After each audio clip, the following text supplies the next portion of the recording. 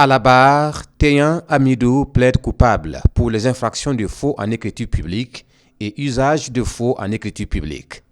Le principal accusé dans l'affaire de détournement des deniers publics au ministère en charge de l'action humanitaire reconnaît avoir produit du faux en imitant la signature de son supérieur hiérarchique, le directeur de la gestion financière, Yekami. Le prévenu avance qu'il s'agit d'une manœuvre frauduleuse qu'il exécutait de 2023 à 2024 en toute connaissance de son chef et souvent à son initiative. Pour lui, la somme retirée pour la période est estimée à 1,8 milliard de francs CFA et la part du butin qui lui est revenu est estimée à 900 millions de francs CFA. Une ligne de défense qui ne passe pas aux yeux du tribunal, du parquet et de l'agence judiciaire de l'État qui, avec des preuves, ont démontré que les pratiques ont bien débuté bien avant la date de 2023 et que la posture des victimes que le prévenu veut faire passer est inacceptable. À l'entame du procès, il a déclaré reconnaître les faits, mais au fur et à mesure que nous sommes en train d'instruire justement le dossier, il revient sur un certain nombre d'éléments pour en fait se décharger en disant qu'il a exécuté des instructions.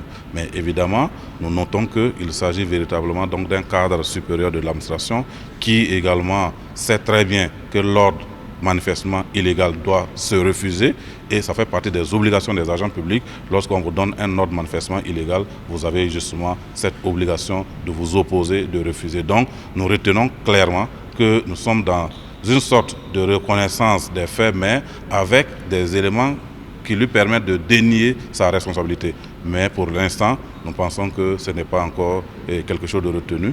Au fur et à mesure que nous allons avancer, nous allons en tout cas, pour ce qui nous concerne en tant que représentants de l'État, travailler à attester de sa responsabilité dans tout ce qui s'est passé et par la suite chiffrer le préjudice donc de l'État et en faire la réclamation avec toutes les mesures d'accompagnement qui vont nous permettre de faciliter éventuellement l'exécution de la décision lorsqu'elle va nous être favorable. Parce que nous pensons qu'au regard des débats à ce stade-là, la décision va probablement nous être favorable. Il faut donc prendre des mesures pour ne pas être surpris par rapport donc aux biens qu'il a pu acquérir et que les autres ont pu acquérir sur la base donc des détournements effectués. À l'entame du procès, les avocats de la défense ont attaqué la compétence du tribunal, évoquant la disjonction du dossier en deux pour séparer l'infraction du blanchiment des capitaux des autres infractions, à savoir le faux et usage de faux en écriture publique, le détournement des deniers publics et l'enrichissement illicite. Ce que vous avez appelé, et ce dont nous traitons, c'est le RP 091 de l'année 2024. Si j'ai bien entendu les notifications, c'est un nouvel acte de poursuite. C'est un acte de poursuite contenant 4 infractions. Faux en écriture publique, usage de faux en écriture publique, enrichissement illicite, détournement des deniers publics. Monsieur le Président, c'est un nouvel acte de poursuite.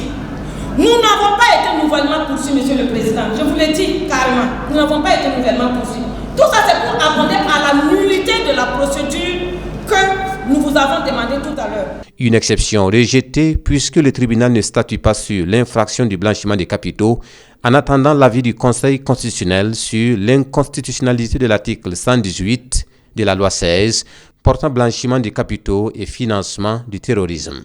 Exception sur laquelle s'était basée la défense pour obtenir le renvoi du procès à ce jour, 9 décembre 2024.